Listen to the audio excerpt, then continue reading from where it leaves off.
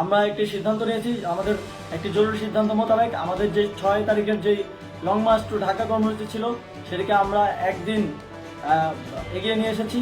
অর্থাৎ আগামীকাল 5ই অগস্ট সারা দেশের মুক্তিকামী জনতাকে ঢাকার উদ্দেশ্যে রওনা হওয়ার জন্য আমরা আহ্বান জানাচ্ছি।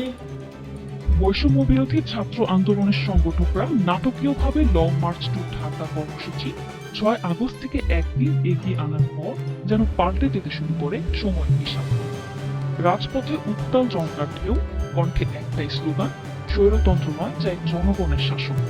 পরিস্থিতি এতটাই নিয়ন্ত্রণের বাইরে চলে যায় যে ক্ষমতার মসনদ ধরে রাখার সব চেষ্টা ব্যর্থ হয় শেখ হাসিনা।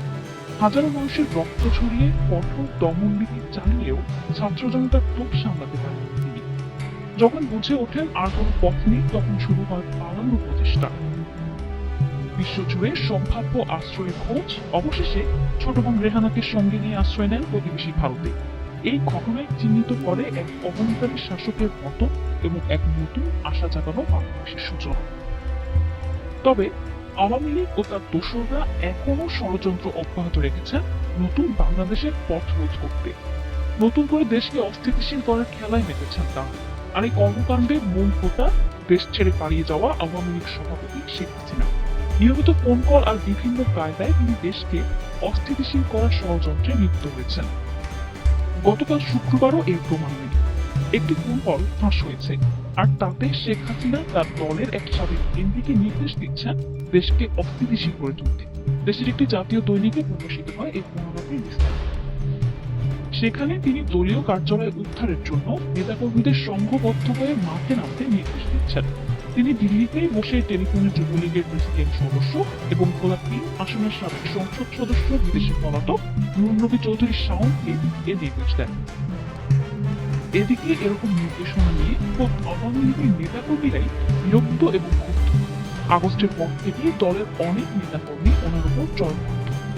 শেখ হাসিনা এবং তার আশেপাশে থাকা কিছু হাইব্রিড আওয়ামী লীগের ভুল ও লোকের কারণে আজ দলের এমন চরম পরিণতি দেখা দিয়েছে বলে মন্তব্য করছেন তার দলের নেতাকর্মীরা।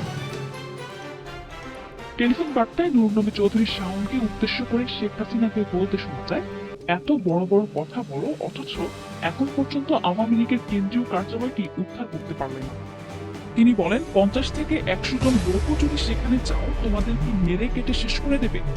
একদিকে লাখ লাখ লোক ঢাকায় আনার কথা ছিল, আর ওদিকে একটা অফিস উদ্ধার করতে পারছো না। যা পারবা তাই বলবা, প্র্যাকটিক্যাল কথা বলবা। যে কোনো মূল্যে কেন্দ্রীয় কার্যালয়টি উদ্ধার করতে হবে, এটাই আমার শেষ কথা।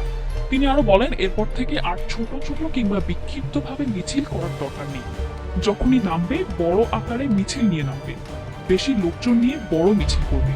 সামনে এক গ্রুপ থাকবে, পেছনে থাকবে আরেক গ্রুপ। কেউ হামলা করতে এলে পাল্টা হামলা চালিয়ে তাদেরকে চরম শিক্ষা দিতে। পালিয়ে যাওয়ার পর বেশ কয়েকবার শেখ হাসিনার একাধিক কথোপকথন সামাজিক মাধ্যমে ভাইরাল হয়। আর এসব কথোপকথনে তাকে একদিকে দলীয় নেতাকর্মীদের সংঘাতে নামতে নির্দেশ দিতে, অন্যদিকে প্রতিপক্ষের বিরুদ্ধে কঠোর ব্যবস্থা নেওয়ার বার্তা দিতে শোনা যায়। নিরাপদ আশ্রয় থেকেও নেতাকর্মীদের রক্ত ছড়িয়ে রাজনৈতিক পুনরুদ্ধারের চেষ্টা, একে অনেকেই দেখছেন দায়িত্বজ্ঞানহীন, আত্মকেন্দ্রিক ও স্বৈরতান্ত্রিক আচরণ হিসেবে।